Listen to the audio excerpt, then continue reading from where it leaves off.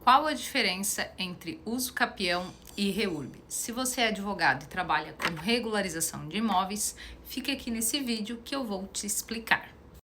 Estou aqui me maquiando porque eu vou gravar alguns conteúdos para o YouTube.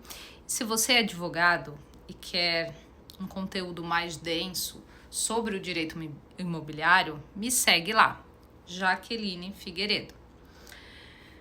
Sobre a uso capião e a REURB, a grande diferença entre esses dois procedimentos, os dois procedimentos eles são procedimentos para regularizar imóveis. Então, tanto a REURB como a uso capião, no final, a pessoa ela vai ter a matrícula imobiliária daquele terreno, certo? A uso capião ela é mais usada para imóveis individuais. E a REURB, ela é usada para núcleos. Todo caso será REURB? Não.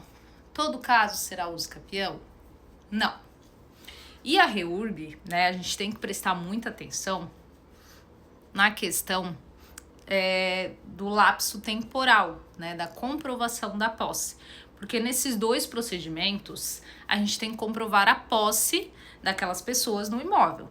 Então, quando a pessoa chega querendo um orçamento de regularização, muitas vezes a pessoa já chega falando, eu acho que é uso capião, eu acho que é REURB, mas tem que ter uma análise detalhada. Vou contar para vocês uma situação que eu tive de um cliente, que eu sempre falo isso, que eu tenho uma mentoria de uso capião extrajudicial. E eu sempre falo nessa mentoria sobre esse caso. Eu tive um cliente que ele chegou até, já faz bastante tempo, eu não tinha tanta experiência como eu tenho hoje, e ele chegou no meu escritório falando que precisava fazer uso capião do terreno dele. Eu, de imediato, achei que realmente era uma uso capião. Então, a gente fechou o contrato de uso capião.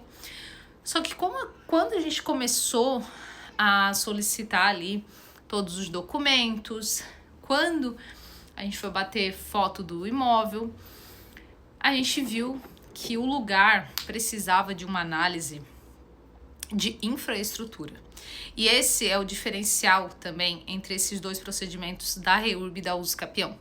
A REURB, ela analisa a parte da infraestrutura. Então, normalmente são loteamentos clandestinos que não foram, de fato, finalizados. Então, a REURB, ela se enquadra nessa situação. E aí, eu comecei a conversar com meu cliente, falei, olha, aqui na tua rua, primeiro, não tinha nenhuma rua devidamente rua, era mato. Eu falei para ele, como que vocês vão conseguir água e luz para construir? E ele, pois é, eu falei, não, gente, nessa situação em que se encontra o teu imóvel, não é caso de uso capião, é caso de REURB, porque precisa analisar a infraestrutura do local. Enfim, conversamos com os outros moradores e aí fechamos uma REURB de 21 lotes. Então eram mais pessoas interessadas também em regularizar a situação. Mas só para dizer para vocês que por isso que tem que analisar, né? A uso capião, ela não analisa a parte de infraestrutura do local. Diferente da REURB, que analisa toda essa parte de água, de luz, de drenagem, de pavimentação.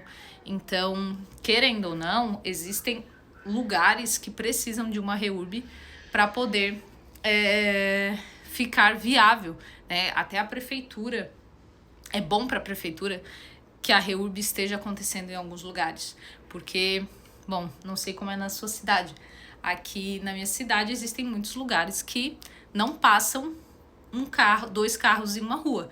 E isso é sinal de um parcelamento irregular do solo que não foi feito, né? O devido parcelamento do solo.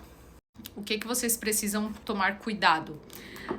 O tempo do núcleo, da consolidação do núcleo para a REURB tem que ser anterior a 2016.